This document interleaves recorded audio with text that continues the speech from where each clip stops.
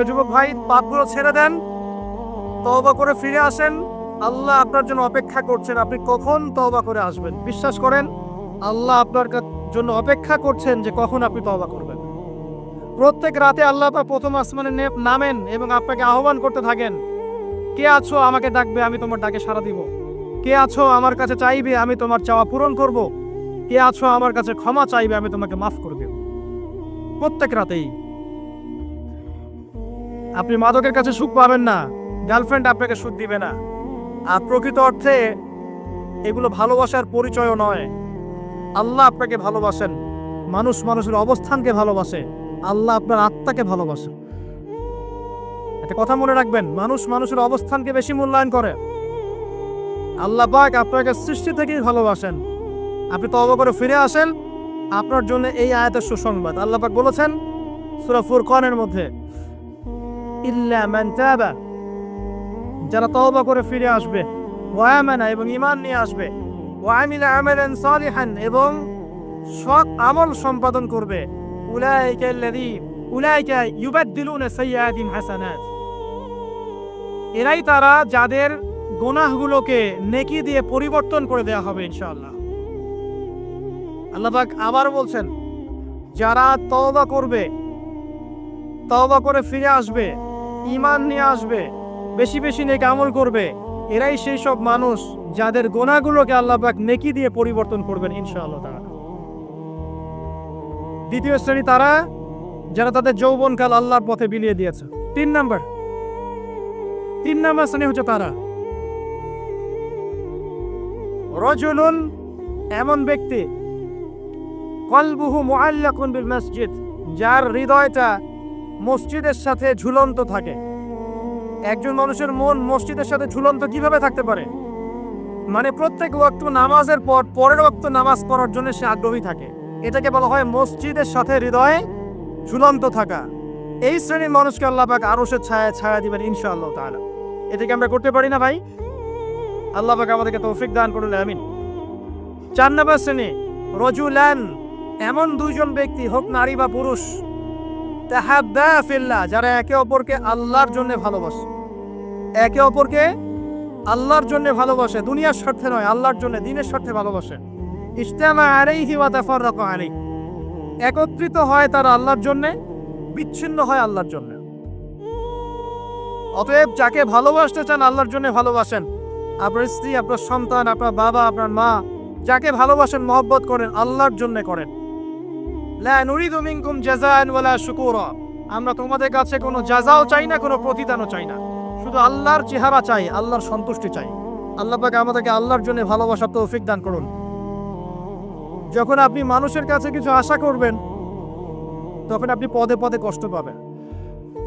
আশাবাদ দিয়ে আল্লাহর জন্য ভালোবাসেন, ইনশাআল্লাহ তাআলা দেখবেন আল্লাহ পাক আপনাকে কবুল করেছেন, আমিন। এরপরে রাজুলুন, এমন ব্যক্তি, ভালো করে শুনেন, রাজুলুন, এমন ব্যক্তি, দাআতহু ইমরাতুন যাত মানসাবিন ওয়া জামাল, এমন একজন ব্যক্তি যাকে সুন্দরী উচ্চ বংশের কোনো মেয়ে জেনার জন্য আহ্বান করেছে। এমন একজন ব্যক্তি যাকে সুন্দরী উচ্চ বংশের কোনো মেয়ে জেনার জন্য আহ্বান করেছে, বা আপনাদের ভাষায় যে আমার সাথে অ্যাফেয়ার করবি, আমার সাথে চা খাবি, আমার সাথে কফি খাবি, আমার সাথে ঘুরতে যাবি, এই টাইপের অফার করেছে আর কি, আমার সাথে আজকে থাক, এই টাইপের। সেই ব্যক্তি বলছে, ইন্নী আখাফুল্লাহ, আমি আল্লাহকে ভয় করি। এই ব্যক্তিকে আল্লাহ পাক আরশের ছায়া ছায়া দিবেন ইনশাআল্লাহ তাআলা। পারা যাবে এটা ইনশাআল্লাহ? এই কথাটা একজন নবী বলেছিলেন, তার নাম কি? ইউসুফ আলাইহিস সালাম। এই সূরার মধ্যে সবচেয়ে বড় যে মিস্টেকটা আমরা করি সেটা হচ্ছে আমরা ইউসুফ আলাইহিস সালামের চেহারা সৌন্দর্য নিয়ে কথা বলি, তাই না? তিনি অনেক সুদর্শন ছিলেন ইত্যাদি ইত্যাদি। তার চেহারার সৌন্দর্যের চাইতে তার আখলাক অনেক বেশি সুন্দর ছিল, এটা আমরা ভুলে যাই। ইউসুফ আলাইহিস সালামের আখলাক বা চেহারার চেয়ে আখলাক অনেক অনেক বেশি সুন্দর ছিল। আল্লাহ পাক আমাদেরকে তার মতো চরিত্র লালন করার তৌফিক দান করুন। এটা হচ্ছে এক শ্রেণীর মানুষ যাদেরকে আরশের ছায়া ছায়া দেওয়া হবে। আর এক শ্রেণী হচ্ছে রাজুলুন যাকারাল্লাহা খালিয়ান, এমন একজন ব্যক্তি যে আল্লাহকে নীরবে নিভৃতে স্মরণ করে। গোপনে আল্লাহকে স্মরণ করে, কেউ দেখছে না, সে গোপনে আল্লাহকে স্মরণ করে। ফাফাদাত আইনাহু, তার চোখ দিয়ে ঝরঝর করে পানি পড়তে থাকে। প্রিয় ভাইরা, মনে করতে পারেন লাস্ট কবে আমরা আল্লাহকে স্মরণ করে কেঁদেছি? মনে পড়ে?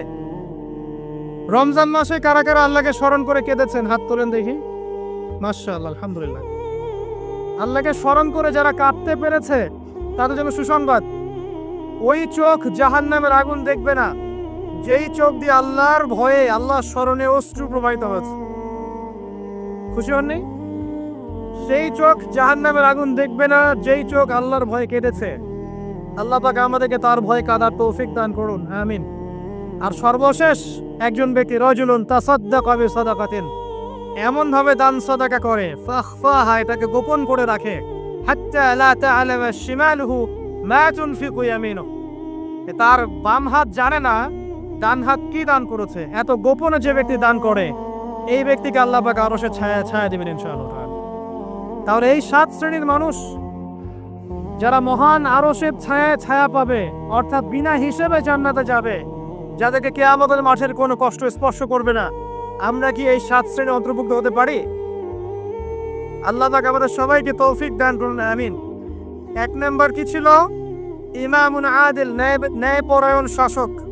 2 নম্বর, এমন যুবক যে তার যৌবনকাল আল্লাহর পথে ব্যয় করেছে। 3 বলেন 3 নম্বর কি?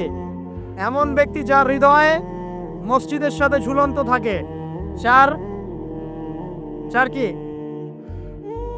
এমন 2 জন ব্যক্তি যারা পরস্পরকে আল্লাহর জন্য ভালোবাসে। 5 এমন ব্যক্তি যে আল্লাহকে স্মরণ করে নীরবে নিভৃতে চোখ দিয়ে অশ্রু প্রবাহিত হয়। 6 এমন ব্যক্তি যাকে কোনো নারী, সুন্দরী নারী আহ্বান করে জেনার জন্যে, সে বলে আমি আল্লাহকে ভয় করি। আর 7 এমন ব্যক্তি যে এত গোপনে দান সদকা করে যে তার বাম হাত জানে না ডান হাত কি দান করেছে। আল্লাহ পাক আমাদের সবাইকে এই 7 শ্রেণীর অন্তর্ভুক্ত হওয়ার তৌফিক ইনায়াত করুন, আমিন। আর একটা ছোট্ট জিনিস শেয়ার করে আমি আলোচনা শেষ করবো ইনশাআল্লাহ। অনেক লম্বা আলোচনা করে আসলে লাভ নাই, মূল কথা অল্প। ইমাম শাফিঈ রাহিমাহুল্লাহর নাম শুনেছেন? ইমাম শাফিঈ রাহিমাহুল্লাহ বলতেন, লাউ আনজালাল্লাহু হাযিহি সূরা লাওয়াসিআতহু, আল্লাহ পাক যদি পুরো কোরআন নাজিল না করে শুধুমাত্র এই সূরাটুকু নাজিল করতেন যথেষ্ট ছিল। তিনি আরো বলতেন যে একজন মুসলিমের উপরে কোরআন শিক্ষা করা যেমন ফরজ, ঠিক তেমনি আরবি ভাষাটা শেখাও ফরজ। তিনি এই কথা বলেছেন, আমি বলি না, কিন্তু আমি তার এই মতের সাথে একমত। কোন সূরা? সূরাতুল আসর। আল্লাহ পাক বলছেন, ওয়াল আসরি, সময়ের কসম, আপনার হেদায়েতের জন্য যথেষ্ট। সময়ের কসম, মহাকালের কসম, ইন্নাল ইনসানা লাফি খুসর, এই পুরো মানব জাতি ধ্বংসের মধ্যে আছে, ক্ষতির মধ্যে আছে। ইল্লাল্লাযিনা আমানু, তারা নয় যারা ঈমান এনেছে, ওয়া আমিলুস সলিহাত, এবং সৎ আমল করেছে, ওয়া তাওয়াসাউ বিল হক, এবং পরস্পরকে সত্যের উপদেশ দিয়েছে, ওয়া তাওয়াসাউ বিস সবর, এবং পরস্পরকে ধৈর্যের উপদেশ দিয়েছে। এই 4টা গুণ যা অর্জন করতে পারবে, ইনশাআল্লাহ তাআলা দুনিয়া এবং আখিরাত উভয় জাহানের যে কোনো ক্ষতি থেকে, বালা মুসিবত থেকে আল্লাহ পাক তাদেরকে হেফাজত করবেন ইনশাআল্লাহ তাআলা। সময়ের কসম কেন? 3টা মেসেজ, একটু মনোযোগ দেন। সময়ের কসমের পিছনে 3টা মেসেজ। 1, সময় আপনার জীবনের সবচেয়ে মূল্যবান জিনিস। সময় চলে যাচ্ছে, হায়াত চলে যাচ্ছে। বরফ গলে যায় যেমন, আমাদের দিন রাত চলে যাচ্ছে, হায়াত গলে যাচ্ছে, ঠিক ওই রকম। 2 নম্বর মেসেজ, আল্লাহ পাক অতীতকালের দিকে তাকাতে বলছেন। অতীতকালের দিকে তাকিয়ে দেখেন, প্রত্যেক যুগে যুগে যারাই কোরআন এবং সুন্নাহ, মানে আল্লাহ এবং তার রাসূলের বিরোধিতা করেছিল, আল্লাহ পাক তাদেরকে সমূলে ধ্বংস করেছেন। এই শিক্ষা আল্লাহ দিতে যাচ্ছেন।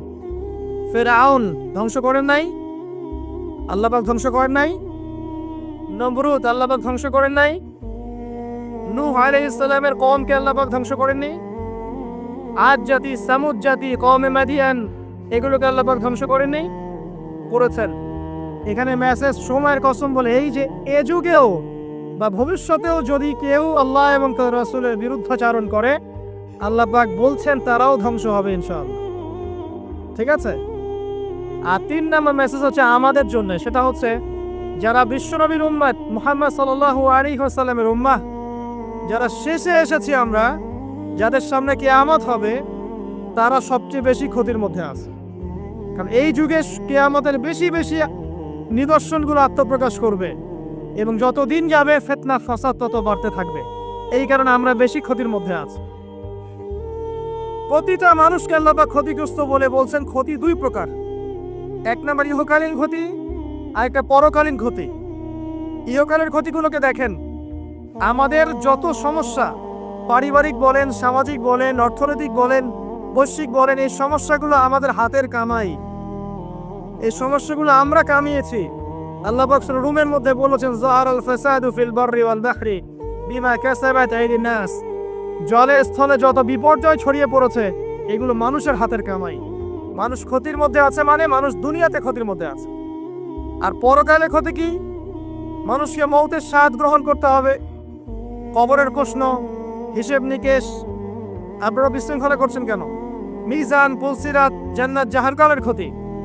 তাই মানুষ এবং জিন জাতি পরকালেও ক্ষতির মধ্যে আছে, আছে না? আছে। চারটা কাজ যারা করবে তারা ক্ষতিমুক্ত। এক নাম্বার ইল্লাল্লাযীনা আমানু।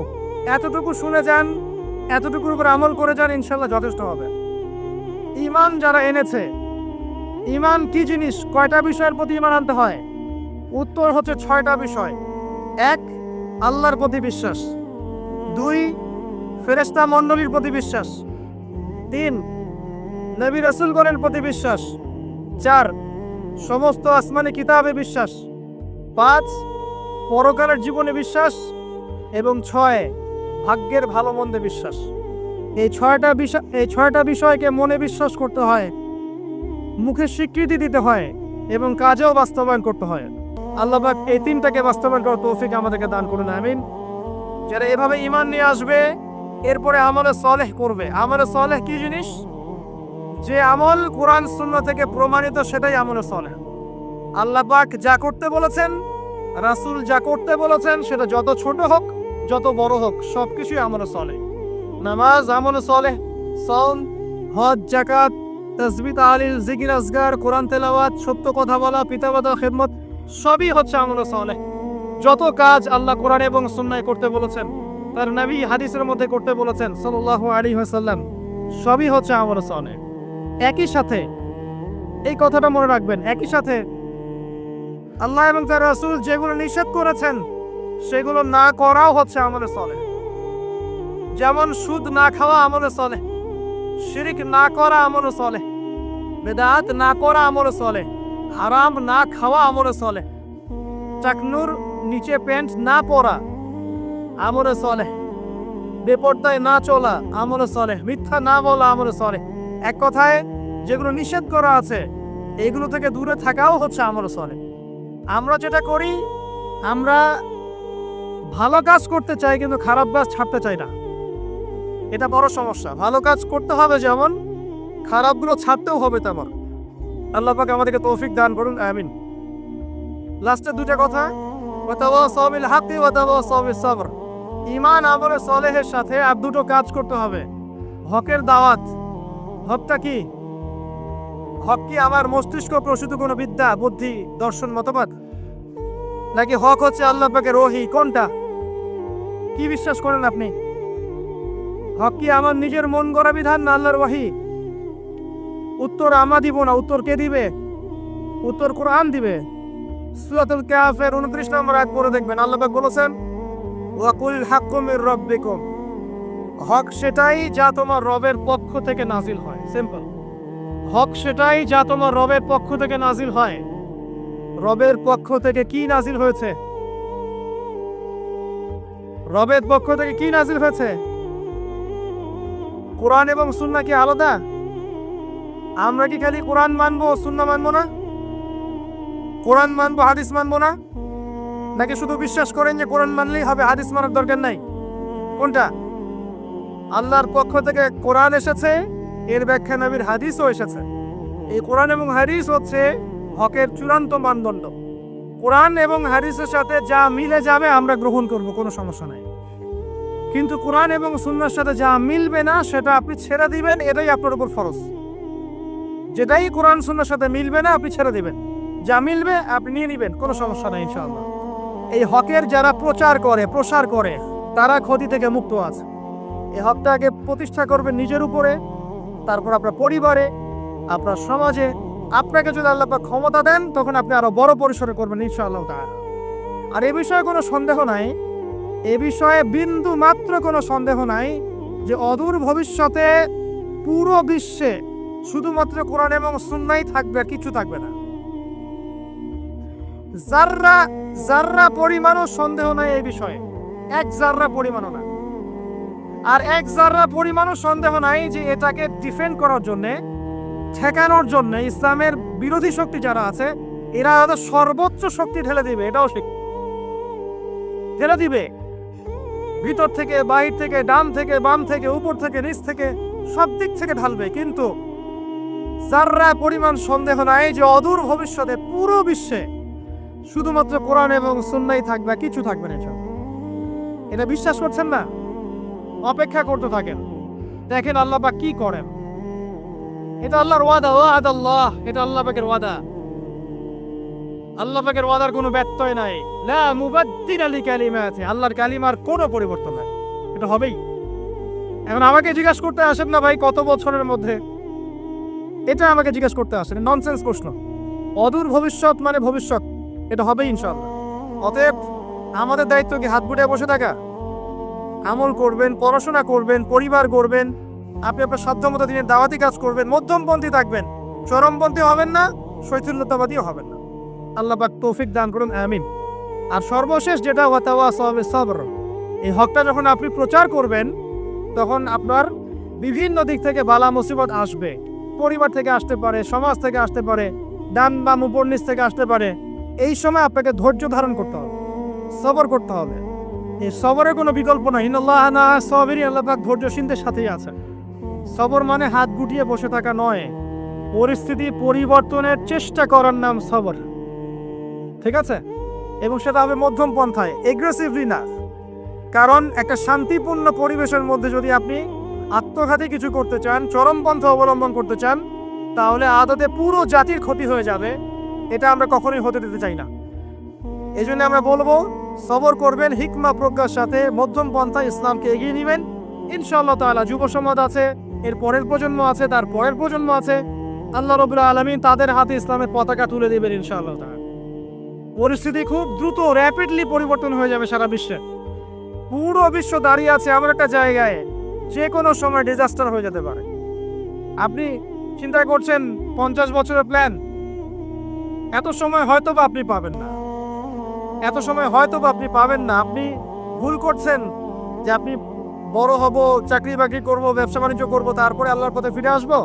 এত সময় হয়তো আপনি নাও পেতে পারেন। আজকের দিনটাকে মূল্যায়ন করেন, ইসলামকে মূল্যায়ন করেন, কোরআন সুন্নাহকে মূল্যায়ন করে ফিরে আসেন, আমল করেন, পড়াশোনা করেন, পরিবার গড়েন, দাওয়াতি কাজ করেন, দ্বীনের খেদমতে কাজ করেন, মধ্যমপন্থী থাকেন। এই পুরো জাতিটা একটা উম্মাহ। আমাদের জাতির মধ্যে যারা আছি আমরা আমাদের ঊর্ধ্বতন কর্তৃপক্ষ যারা আছে, আমাদের প্রশাসনের ভাইরা যারা আছে, নারীরা, যুব সমাজ, শিশু, সবাই মিলে একটা কমিউনিটি। আমরা কেউ কারো শত্রু নই, আমরা কেউ কারো শত্রু নই। এবং কেউ যদি কারো প্রতি আঘাত করে তাহলে নিজের হাত দিয়ে নিজের হাত কাটা হবে। সবাই মিলেই শান্তিপূর্ণভাবে দ্বীন ইসলামকে এগিয়ে নিতে হবে। নিজেদের মধ্যে আপোষ বিশৃঙ্খলার কোনো সুযোগ নাই। ওয়াতাসিমু বিহাবলিল্লাহি জামিআ ওয়ালা তাফারাকু, তোমরা সবাই ঐক্যবদ্ধভাবে আল্লাহর রজ্জুটাকে আঁকড়ে ধরো। তখন দেখবেন ইসলামের বিরোধী শক্তি যারা আছে তারা তখন আপনাকে ভয় পাবে। আদারওয়াইজ আইওয়াজ শোডাউন করে আর এই সেলফি সংস্কৃতি দিয়ে কোনো লাভ নাই। ইসলামের বিজয় হবে না এভাবে ইসলামের বিজয় হবে না। শেকড় থেকে আপনাকে কাজ করতে হবে। শেকড়ে ফিরে আসেন। আমরা পড়াশোনা করতে পারি না, আমরা পড়াশোনা করতে চাই না, আমরা কোরআন পড়তে চাই না, হাদিস পড়তে চাই না, আমরা আমল করি না, আমরা মাপে কম দেই, আমরা সুদ খাই, আমরাই ঘুষ খাই, আমরাই দুর্নীতি করি। শেকড়ে ফিরে আসেন। শেকড় নষ্ট হয়ে গেছে, শেকড়টা পচে গেছে, শেকড়টাকে ঠিক করতে হবে। নতুন প্রজন্মর দরকার যারা শেকড়কে ঠিক করবে। আস্তে আস্তে ইনশাআল্লাহ দেখবেন চারা গাছ না বড় বৃক্ষ হবে ইনশাআল্লাহ। আমি আপনাদেরকে ওয়াদা করছি যে কোরআন এবং হাদিস এর জাজল্যমান প্রমাণ যে আগামী ভবিষ্যতে, অদূর ভবিষ্যতে পুরো বিশ্বে ইসলামের জয় জয়কার হবে ইনশাআল্লাহ। এখন যা দেখছেন এগুলো থাকবে না, ইসলাম বিরুদ্ধে যারা উঠে পড়ে লেগেছে সারা বিশ্বে এগুলো থাকবে না। কিন্তু আপনার আমার দায়িত্ব যদি আমরা পালন না করি, আল্লাহ আমাদেরকে সরিয়ে দিবেন, দিয়ে নতুন কওমকে জায়গায় নিয়ে আসবেন। ওয়াইন তাতাওয়াল্লাউ, তোমরা যদি মুখ ফিরিয়ে নাও, ইস্তাবদিল কওমান গায়রাকুম, আল্লাহ পাক নতুন কওমকে তোমাদের জায়গায় আনবেন। সুম্মা লা ইয়াকুনু আমসালাকুম, তারা তোমাদের মতো অপদার্থ হবে না। অতএব আমরা আমাদের সময়কে মূল্যায়ন করি, আমরা একটা ঐক্যবদ্ধ জাতি হিসেবে এগিয়ে যাই, আমরা পড়াশোনা করি, শিক্ষিত হই, বিজ্ঞান শেখেন, প্রযুক্তি শেখেন, জেনারেল পড়াশোনা করছেন করেন, সেই জ্ঞানটাকে ইসলামের কল্যাণে কাজে লাগান। মেডিকেল সায়েন্স পড়েন, ইঞ্জিনিয়ারিং পড়েন, সব কিছুই পড়েন, এর সাথে আপনার কোরআন সুন্নাহর ভিত্তিটা শক্ত করেন। আপনার সন্তানদেরকে মানুষ করেন, নৈতিকতা শেখান, যুবকদেরকে আল্লাহর পথে ফিরিয়ে নিয়ে আসেন। আস্তে আস্তে দেখবেন ফলাফল আসবে ইনশাআল্লাহ, রাতারাতি কিচ্ছু হবে না। তাই আমি এই কনস্ট্রাকটিভ কিছু কথা বলে আমার লেকচারকে উড়িয়ে নিয়েছি। আল্লাহ পাক আমাদের সবাইকে ওই আরশে আজিমের 7 শ্রেণীর মধ্যে অন্তর্ভুক্ত করুন, আমিন। এবং দুনিয়া এবং আখিরাতের সাফল্য পাওয়ার জন্য আমাদেরকে ঈমানদার হওয়ার তৌফিক দান করুন, বেশি বেশি আমলে সালেহ করার তৌফিক দান করুন, আমাদেরকে হকের উপর থাকার তৌফিক দান করুন, হকটাকে প্রচার প্রসার করার তৌফিক দান করুন, এবং ধৈর্য ধরার তৌফিক দান করুন। রাতারাতি আমরা যেন কোনো ফলাফল আশা না করি, আমরা ধৈর্য ধরে আস্তে আস্তে এগিয়ে যাই। ইনশাল্লাহ দেখবেন আল্লাহ পাক আজ হোক আর কাল হোক আল্লাহর জমিনে আল্লাহর দ্বীনের পতাকা পথ করে উড়বে ইনশাআল্লাহ তাআলা। আল্লাহ পাক বলছেন, বা'দা আউযু বিল্লাহি মিনাশ শাইতানির রাজীম, আওয়ালাম ইয়ারাল্লাযীনা কাফারু, যারা কুফরি করছে তারা কি লক্ষ্য করে দেখে না, আন্নাস সামাওয়াতি ওয়াল আরদা কানাতা রাতকান, যে এই মহাবিশ্ব এবং পৃথিবী একত্রিত ছিল একটা বিন্দুর মধ্যে, ফাফাতাকনাহুমা, এরপর আমি উভয়কে পৃথক করে দিলাম। সুবহানাল্লাহ। আফালা ইউমিনুন, এরপরেও কি তারা ঈমান নিয়ে আসবে না? আল্লাহ পাক বলছেন এটা একত্রিত ছিল, এটা অটোমেটিকলি বিস্ফোরিত হয়নি, আমি করেছি বিস্ফোরণ। আপনি কি দর্শনের পার্থক্য বুঝতে পারছেন?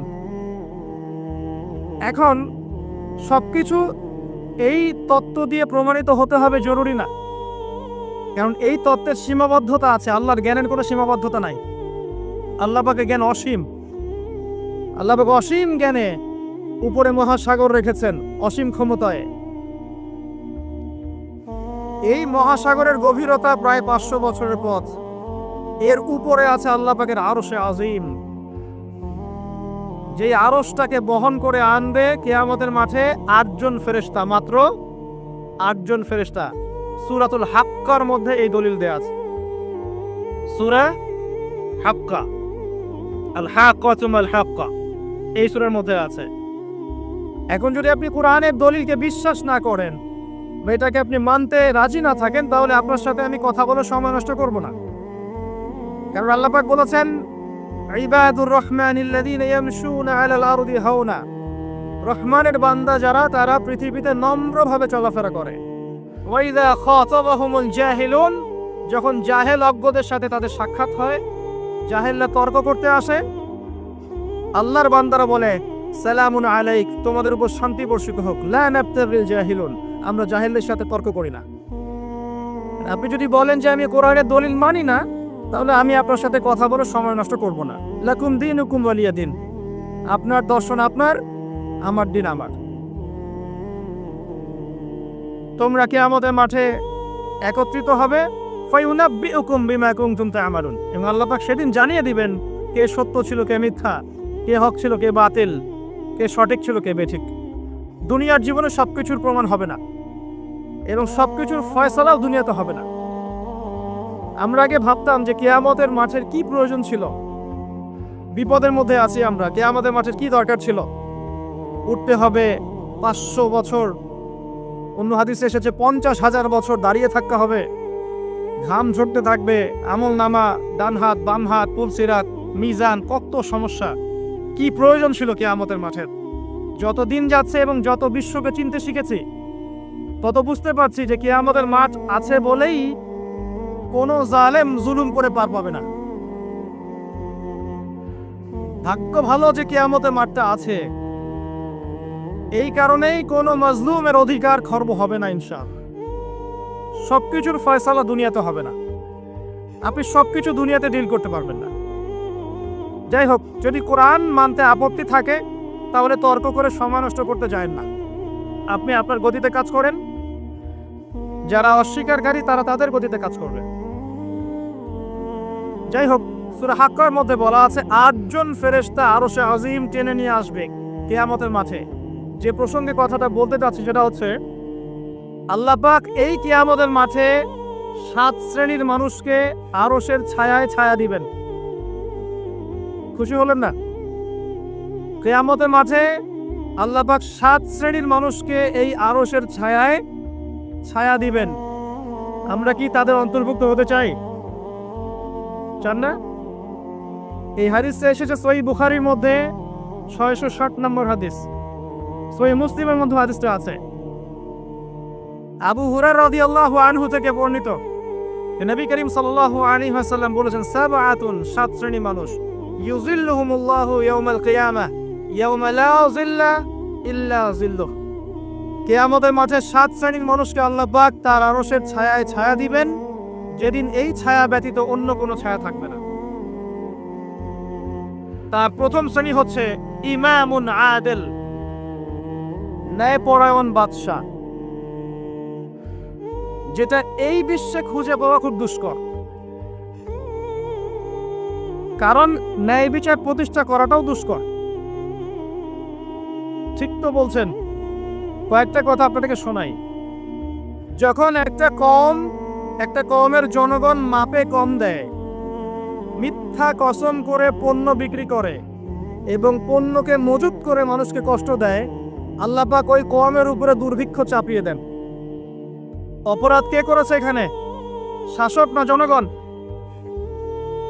নিজে ভালো হন, নিজে ভালো হন, সব ঠিক হয়ে যাবে ইনশাআল্লাহ। একটা হাদিসে এসেছে, যখন জনগণের মধ্যে অশ্লীলতা বেড়ে যায়, বেহায়াপনা বেড়ে যায়, বেপরদামি বেড়ে যায়, আল্লাহ রাব্বুল আলামিন তখন এমন কিছু রোগ ব্যাধি পাঠান যেগুলো আগে ছিল না। তো এই বেহায়াপনা কে করছে? আমি না আপনি?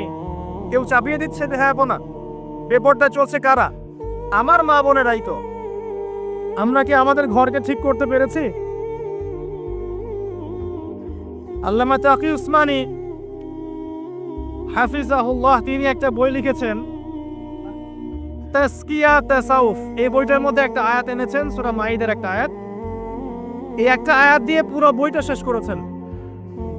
ইয়া আইয়ুহাল্লাযীনা আমানু আলাইকুম আনফুসাকুম, হে মুমিনগণ, তোমরা নিজেদের নফসের খবর নাও আগে, নিজের নফসকে আগে ঠিক করো, নিজে পরিশুদ্ধ হও।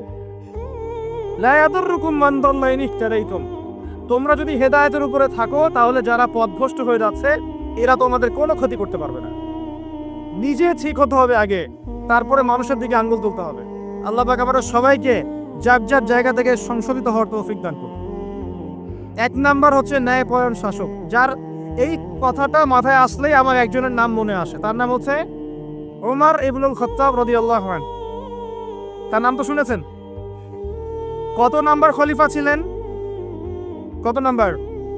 2 নাম্বার। কত বছর ইসলামিক শাসন চালিয়েছেন? কত বছর বলেন? বলেন? 10 বছর। এই 10 বছরে মুসলিমরা অর্ধ বিশ্ব শাসন করেছিল। একদম আফ্রিকা থেকে শুরু করে চায়না পর্যন্ত পুরো অর্ধ বিশ্ব মুসলিমদের নখদর্পণে ছিল। ওমর রাদিয়াল্লাহু আনহু এই মাটির তখতে শুয়ে খেজুর গাছের নিচে ঘুমিয়ে অর্ধ বিশ্ব শাসন করেছে। ন্যায় বিচার কয়েকটা দেখাচ্ছি। ইমামুন আদিলের বৈশিষ্ট্য, তার ছেলে মদ পান করেছিল, শুনেছেন না? ওমর রাদিয়াল্লাহু আনহু ছেলে মদ পান করেছে, কাজী দৌড়া দিচ্ছে 40টা দৌড়া। কাজী একটু আস্তে আস্তে দৌড়া দিচ্ছিল। ওমর রাদিয়াল্লাহু আনহু এটা দেখে নিজের হাতে সেই চাবুক তুলে নিয়ে নিজে মারা শুরু করলেন। 40টা দৌড়া পার হওয়ার আগেই ছেড়ে স্পট ডেড। এরপরে বাকি যে দৌড়াগুলো ছিল, এই দৌড়াগুলো তিনি ছেলের কবরের উপর মেরেছেন। ইমামুন আদিল। রাতের বেলা যাচ্ছেন, বাচ্চার কান্নার শব্দ। কি সমস্যা তোমাদের? বাচ্চা খেতে পারে না, বাসায় খাবার নাই। তার মনটা হতবিহ্বল হয়ে পড়লো, আমার রাষ্ট্রে খাবার নাই। তিনি চলে গেলেন মদিনায়, নিজের পিঠে আটার বস্তা ময়দার বস্তা নিয়ে ওই বুড়ি মায়ের বাসায় এসে রান্না করে খাইয়েছেন ইমামুন আদিল, ন্যায়পরায়ণ শাসক। একজন বলেছিল আসলাম রাদিয়াল্লাহু আনহু যে আনা আহমিলু উযরাক, হে আমিরুল মুমিনিন, আমি আপনার বোঝাটাকে বহন করছি, আমাকে দিন, আমাকে দিন। তখন তিনি বলছেন, হাল আনতা তাহমিলু উযরি ইয়াউমাল কিয়ামা, তুমি কি কিয়ামতের মাঠে আমার বোঝা বহন করবে? এ হচ্ছে ইমামুন আদল। আবু বকর সিদ্দিক বিশাল দায়িত্ব পালন করার পরেও ফজরের নামাজের পর কোথায় জানি চলে যেতেন। উমর রাদিয়াল্লাহু আনহু ফলো করছেন, কোথায় যান প্রতিদিন ফজরের পরে। একদিন দেখলেন তিনি অনেক দূরে একটা পাহাড়ের গুহায় ঢুকে যাচ্ছেন। তিনি সেখানে ঢুকলেন, কিছুক্ষণ পর বের হলেন। উমর রাদিয়াল্লাহু আনহু তাকে এড়িয়ে সেই গুহায় ঢুকলেন। দেখলেন সেখানে একটা অন্ধ বুড়ি বাস করে। জিজ্ঞাসা করলেন, আপনি কি জানেন আপনার কাছে কে আসে প্রতিদিন? সেই বুড়ি বলেন, না, আমি তো জানি না আমার কাছে কে আসে প্রতিদিন সকালে, শুধু এতটুকু জানি সে এসে আমার ঘরের সব কাজকর্ম করে দিয়ে তারপর চলে যায়। আবু বকর সিদ্দিক রাদিয়াল্লাহু আনহুর কথা বলছে। বলতে গেলে শেষ করতে পারবো না, আমার টপিক অনেক লম্বা হয়ে যায়।